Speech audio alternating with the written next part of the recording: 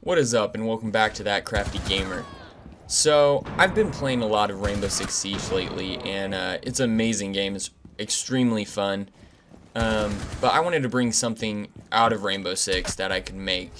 And obviously I'm not going to make a gun. I mean, I could, probably, but not going to even attempt that.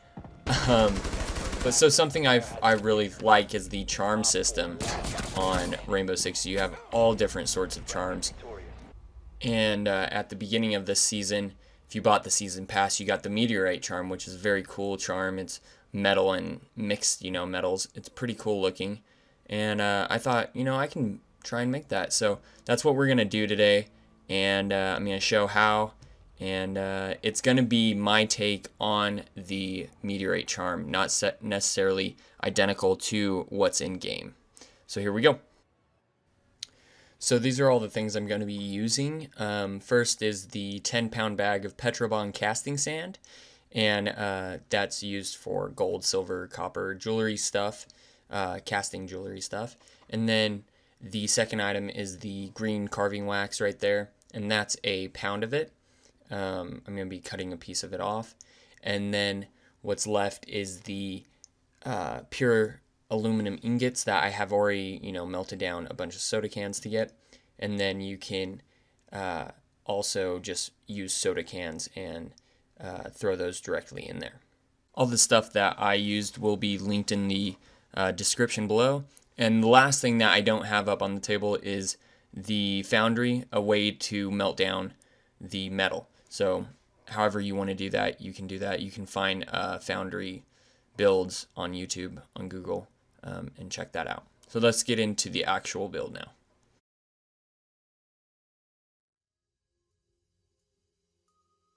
So first off, I'm just making a little mark of where I want to cut the wax to make sure it's the right size.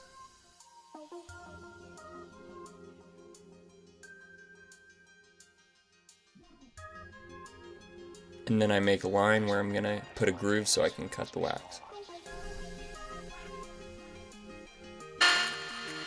After putting the notch in, I just used a circular saw to cut down into it. I didn't cut all the way through, and then I just snapped it off at the end.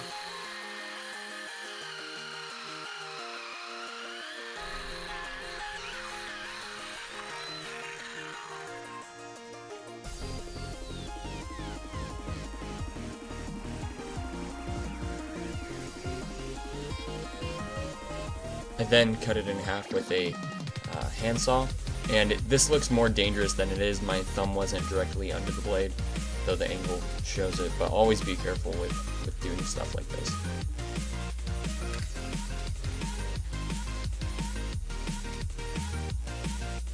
I used a printout of a screenshot I took from the actual game of the 6.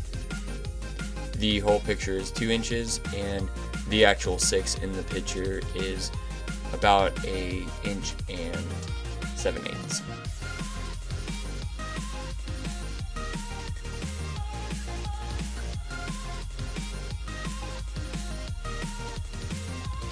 The next step is to outline the picture, and I just used a little pointed tool. You can use a thumbtack. It's just to get the outline into the wax. It doesn't have to be perfect, it just has to be a rough outline that you can go off of. And I cut the tail of the wax off just so I didn't waste more wax, and I can use that for future stuff.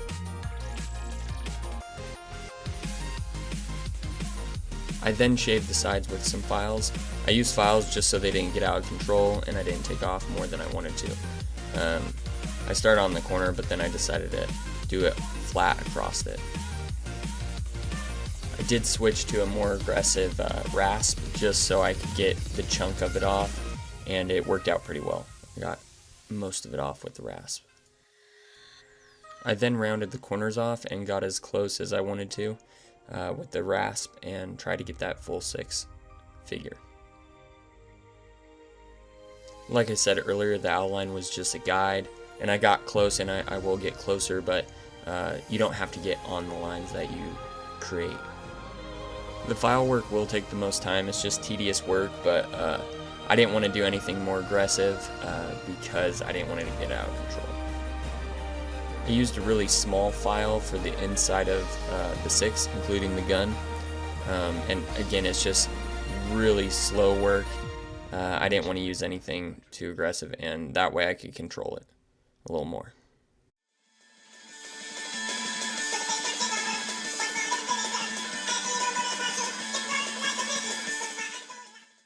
Two hours later.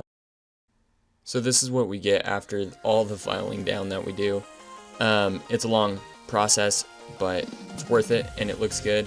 The outline is a little off, but I didn't file it down onto the outline. That's why you don't. The next step is to build the box that the wax charm is going to fit in. So I'm using a 1x3 piece of wood, or pieces of wood, to build the box, and I'm just cutting it 4 inches apart each time.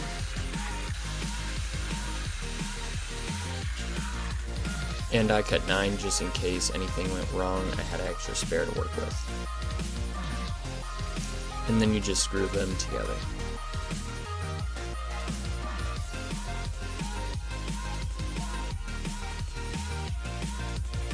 Once you have 2 boxes put together, you line them up and draw a little alcove where you're going to cut into the wood at the top. This will give you an area to pour the metal into the casting sand. Also, clamp this down. It works much easier than holding it by hand, and is safer. Then you just knock out the top and begin packing in the sand.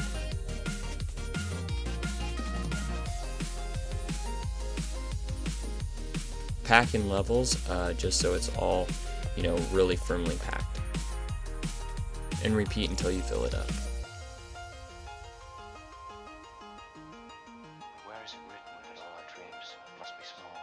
Once you fill it up, add baby powder to it so that the sand and the wax don't stick together, and also the other side of the sand box that you're going to be adding to it doesn't stick.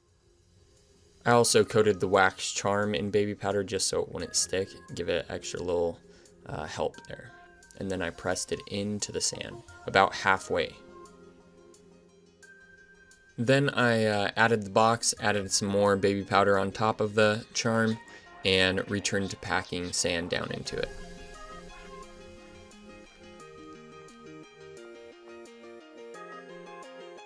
Once you have it all packed down, you can separate the 2 boxes and pull out the charm.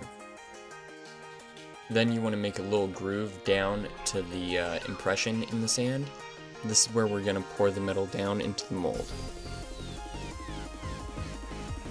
Then we can put the mold back together, and we're ready for casting.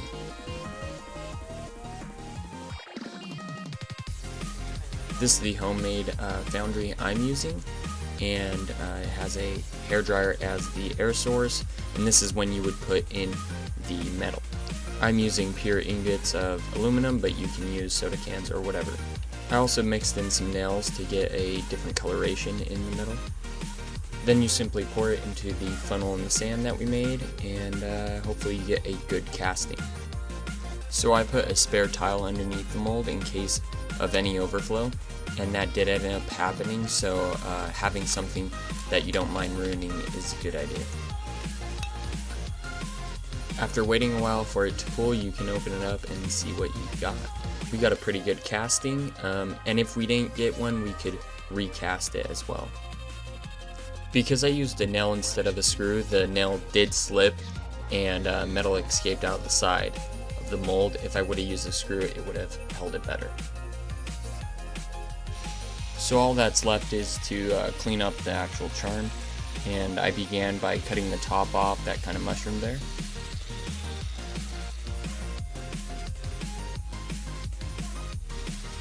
Then I cut the sides off as closely as I dared to really get to the actual charm itself. So the majority of the work I did again was with the files, and it was just again not to overstep and take too much material off at once. It is monotonous, but that's the way I chose to do it, so I didn't take anything away from it.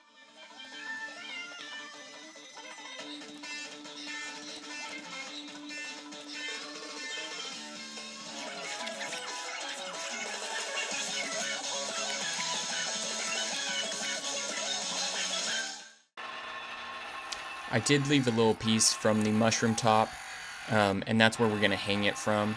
So I'm shaping it up and squaring it up pretty much with the file and grinder. And then I also grinded the sides and brought them down as closely as I wanted to the 6. Eventually. And that's how you make a real life Rainbow Six charm. I did put a hole in the top so we can hang it from a keyring. But other than that, there's only one little thing I can think of doing. Thanks for watching. If you enjoyed the video, give it a like and subscribe for more.